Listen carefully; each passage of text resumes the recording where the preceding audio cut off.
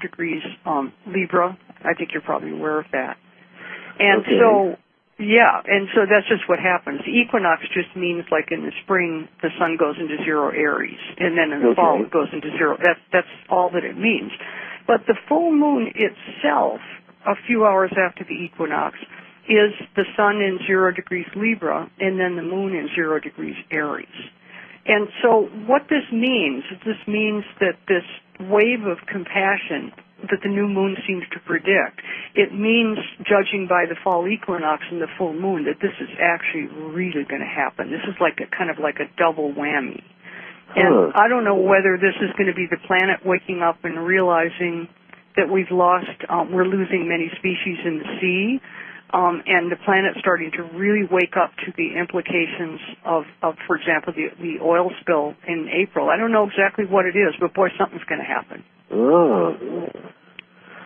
Well, of course, there's so many things that could happen on so many different levels that have been, it seems like we've been chugging along, and all of these things that have been building haven't happened. So I keep waiting for the other shoe to drop. Yeah, I agree with you. In fact, I found that experience of chugging along and yet feeling like you're getting nowhere very frustrating. Yeah, And then you're probably aware that during July and August we had a series of major cardinal T-squares. People probably been talking to you about that. I probably did when I was on the last time. And T-squares set agendas into form. So if you watch closely, there's actually more actually going on that is not really totally breaking through the surface. Like I was laughing this morning and saying to myself, could we just have a coffee movement instead of a tea party movement? You know what I mean? But you have to admit that with the tea party movement, even though you and I probably wouldn't feel very much of sympathy with what's going on there, people in that movement are really attempting to create societal changes. They're really organizing and working to create societal changes. And even though you and I might not like the direction that they'll go in, all that's going to do is create a counter movement because they've gone in. So if you see what I mean, in other words, things are actually happening at this point. Yeah. And I think that we're going to be very emotionally affected by these kinds of changes this fall. That's certainly what the astrology is indicating, that we're going to be integrating these changes that we're experiencing on an emotional level. It's going to be a period of deep feeling. So now that takes us up to about the September period. What kind of major maelstroms do you see after September, say in October and November, heading towards the end of day 7? And what is the significance of the end of night 6? What is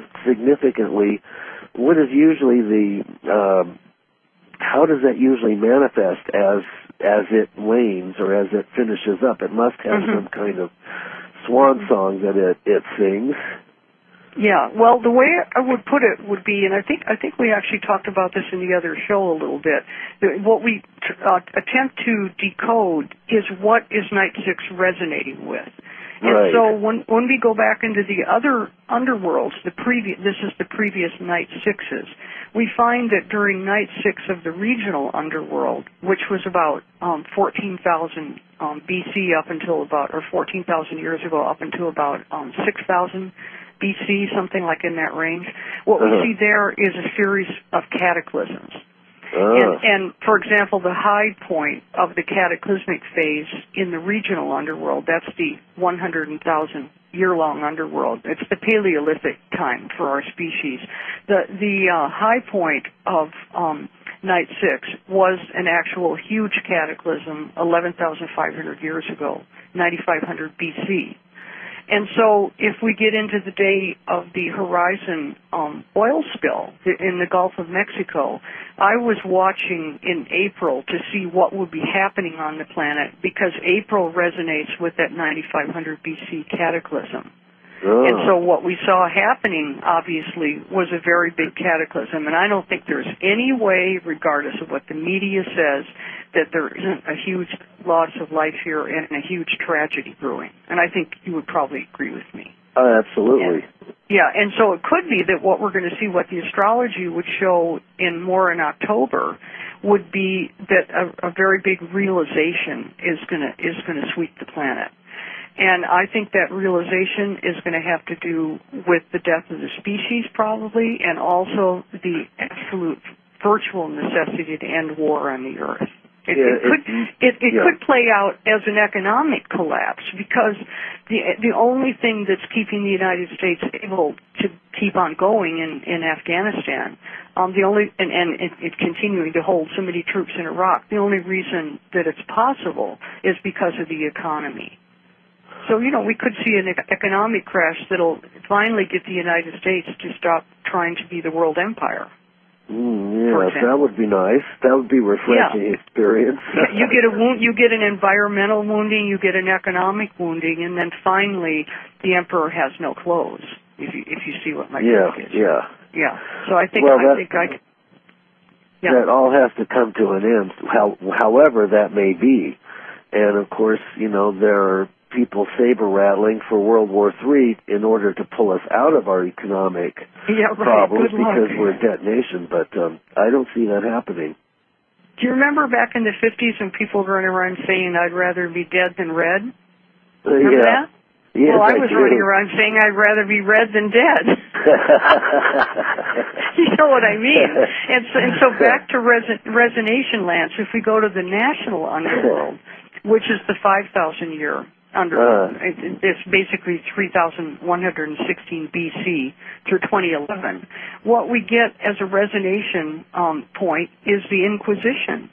And we get the worst part of the phase of the Inquisition in Europe, and then we also see the Portuguese and the Spaniards coming over to the New World and creating a genocide in the New World. So that's the resonation with Night 6. But we're going into day 7 in November. Okay. And then when we move into day 7, what we're interested in is what are we resonating with. And if you go into day 7, you see in the regional underworld, you see the development of small temple city cultures like Catalhuyuk and Göbekli Tepe and places like that in the Far East. And then in terms of resonation in the national underworld, we see the rise of science, and we start to see the beginning early stages of enlightenment on the planet in terms of beginning to use our heads a little bit for a change. That's the kind of shift you see. It's like the darkest hour before the dawn, for sure. Well, in a sense, that sounds almost like the return to small communities supporting one another and growing locally and helping each other to rebuild, with possibly some emergence of technology that's been suppressed for 100 years. Yeah, and it's interesting I don't think that the powers that be are going to unsuppress the technology they've been sitting on for so long, but there is a move afoot to bring forth technologies that are close to what the powers that be have. Yeah. And I think in terms of local networking and all of that, it always looks like an economic crash is a bad thing. But the economic, for example, the housing developments during the last 2 or 3 years have forced a lot of people to start to move in together. You have people who had 3 houses who've gone down to 2, and you've got people who had 2 who've gone down to 1. You've got people who've got 1 house and they're sharing it with their relatives. With every level, it's operating differently, but it is bringing people closer together. And a lot more people are growing gardens and food at this point, not because it's a fad and you're groovy, but they're doing it because they need the food. And it was never going to work. Local trade and barter and local economies was never going to work until it actually got to the point where people are forced to do it. Yeah. So, if you look at it that way, for example, I will be honest with you. If the United States is forced to stop attacking the world because the economy crashes, it's worth it to me to have the economy crash. Yes.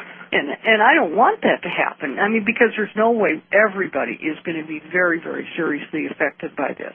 But when we look at the alternative, of being able to continue on this path, the United States just can't keep attacking all over the world and then have the country itself, the United States, filled up with people who come from those countries. Right. It doesn't work. Right. You don't move in 10 million Italians and then attack Italy. You know what I mean? I'm saying these things only because people have been so severely affected by the doublespeak. It's what I call the American way of always talking about everything exactly the opposite of what it really is, so that nobody knows how to think straight. Absolutely. We've been our thinking and our speaking has been subverted, so that up is down and down is up and backwards is forwards and so on and so forth. And the dark side, or those who are using meme engineering, have taken positive symbols and sacred geometry and they've reversed them to turn them into negatives. And so we've reached a point where we don't know what to trust. I mean, you might see a symbol on a car that's designed to make money, and that might be some kind of symbol that actually has some beautiful significance that is being subverted to sell cars, and it just goes on and on and on. Yeah, I agree. So, and this whole problem with the elite and how they're going to be dealt with, and how I don't see how we can go on with it as long as there's a powerful elite controlling and pulling all the strings of both parties, which are designed to give us the illusion that we have some kind of say or freedom. And we're down here babbling in the rooster crow kennels, arguing and pulling each other's feathers out over nothing. So, that kind of stuff we must awaken to that, because there's really nothing on television, on the news, that's accurate or even close to the truth. Yes, absolutely. Yeah, I agree. So, the only place we can get the truth is from people like yourself and shows like these that dare to talk about what's really happening in the real world organically and in the now. Yeah. So, well, anyway, I didn't mean to get up on my soapbox there. No, we both did. It must be that kind of vibration. But it was quite amazing. It sounds like you got a really bad cold, too, which is too bad. Oh, I do. But, 2 days ago, I wouldn't have been able to do this, but I'm better today. Yeah. But the gods are smiling. Yeah, the gods are smiling. Well, what started us off, too, was just looking at the astrology that's coming up. And speaking of Dr. Kalaman's theory about the 9 underworlds, it's always so assuring to me to see that the astrology shows how what he says is going to happen could possibly happen. Now, I've only had 4 years of doing this particular kind of analysis of every month and every season, looking into what's going on in relationship to Kalaman's theory. And so far, this man is just dead right, because every time I look at the astrology decodes exactly how this whole thing could work out. Would you care to elaborate a little bit on that? Well, for example, speaking of a wave of compassion this fall, and a real just change in the sort of fundamental feeling nature of our species, if we're going to move out of dealing with this kind of cataclysmic, I mean, what we've been dealing with during night 5, during night 6, what we've